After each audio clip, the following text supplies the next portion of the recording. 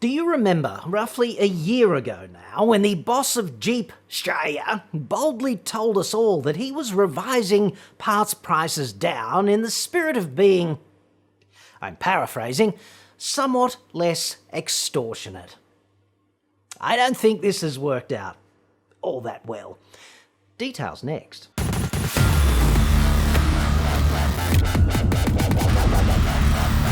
I'm John Cadogan from AutoExpert.com.au, and I get new cars cheap for buyers here in Straya. Website for that, and obviously, or you can just click the card that's up there now, dude. Time flies, doesn't it? It's virtually the first birthday of the big announcement by Jeep Shitsville boss Kevin Flynn, the Flinster, that Stellantis Shitsville, nee FCA Shitsville, was un-arseholing its parts pricing. This was after they were sandpaper dildoed by the national news media when a young family was presented with a bill you could see from the International Space Station to repair their shitbox Grand Cherokee. Oops-a-daisy.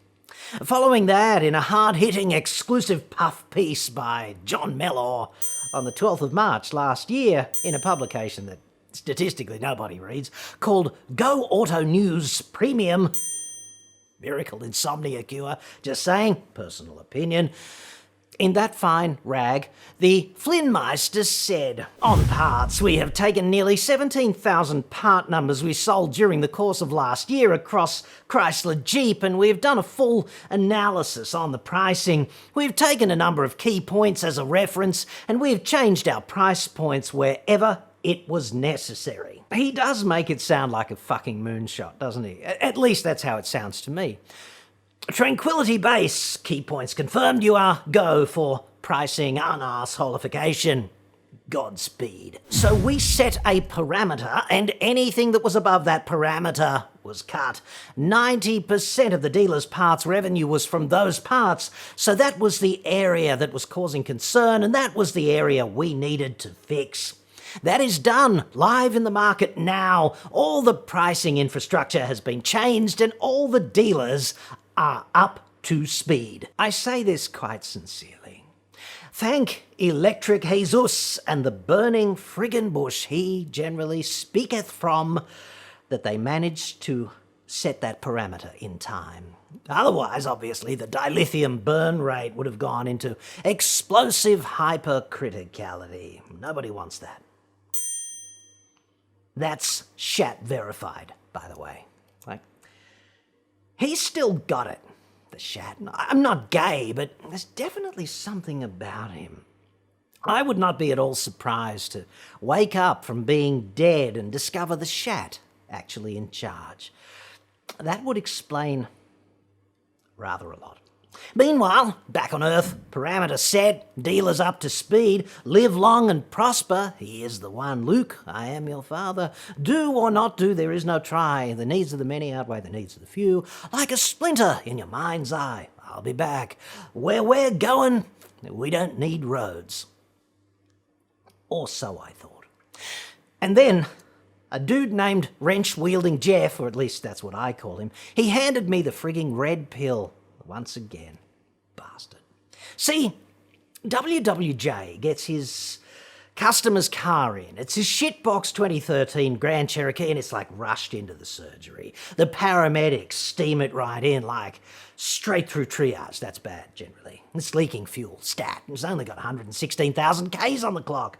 Grieving owner in the waiting room, unconsolable.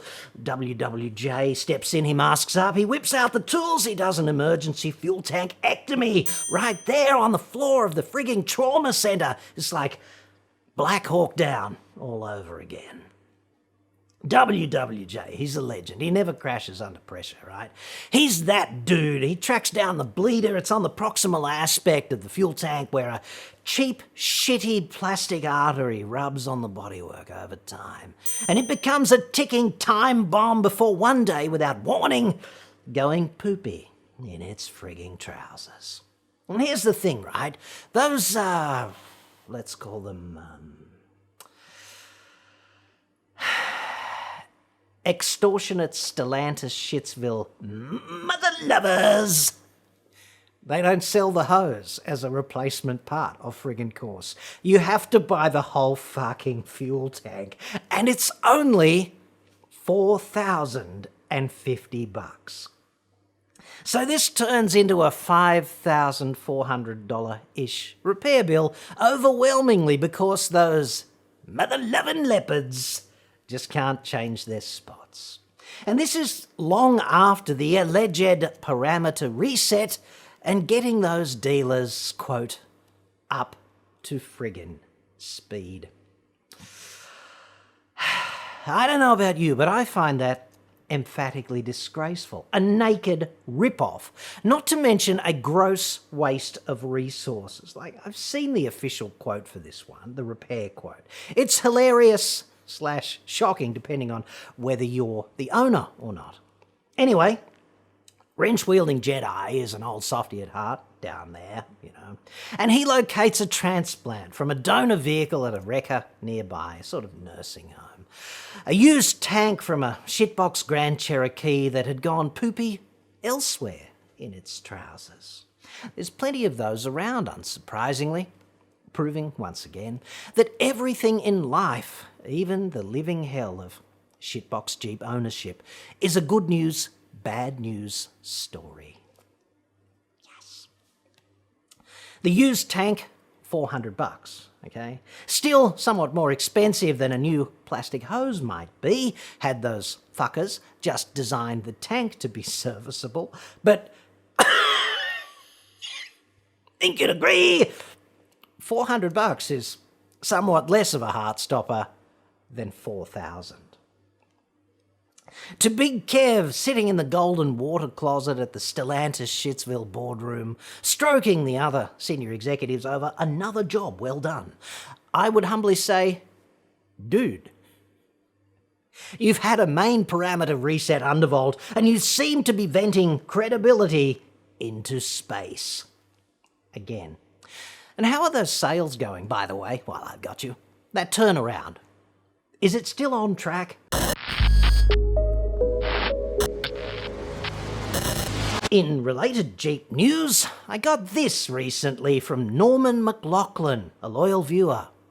Love your work, dude. I own a Jeep Wrangler, ride motorcycles, and live in Canberra. I'm very sorry to hear that, Norman. Dude, 2 out of 3 living hells. Nobody deserves that.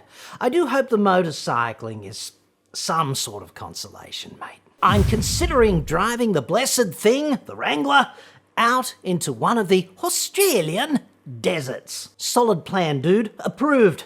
One-way trip, I hope.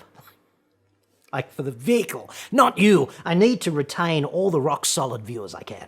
Obviously. In contemplating this monumental folly, I thought about the wisdom of bringing along a satellite communicator of some sort. Then I came across the Jeep edition of the Spot Gen 4 and Spot X. It's been 3 days since I found this, and I still don't know whether to roll on the floor laughing, curl up in the fetal position weeping uncontrollably, or bang my head on the wall. This quandary is, of course, quite common among Jeep owners, that fetal head-banging dichotomy. Which should I do? Australia leads the world, closely followed by Germany and Brexit-Potamia, in the establishment of a nationwide treatment network for SBOS, shitbox ownership syndrome. These places are called pubs. The afflicted gather for regular Jeepaholic Anonymous meetings most evening, and it's quite therapeutic indeed. Norman is, of course, talking about this. I do love it. This is a brilliant commercialization strategy in my view, when you think about it. You engineer in above average pants-pooping proclivity, and then you offer the sufferer a solution. Yes. You leverage that legendary unreliability. Some form of fail-safe communication is, of course, a great idea for anyone planning to visit Dingo Piss Creek. This is, of course, upgraded from good idea to absolutely essential in one of those shitbox Jeeps.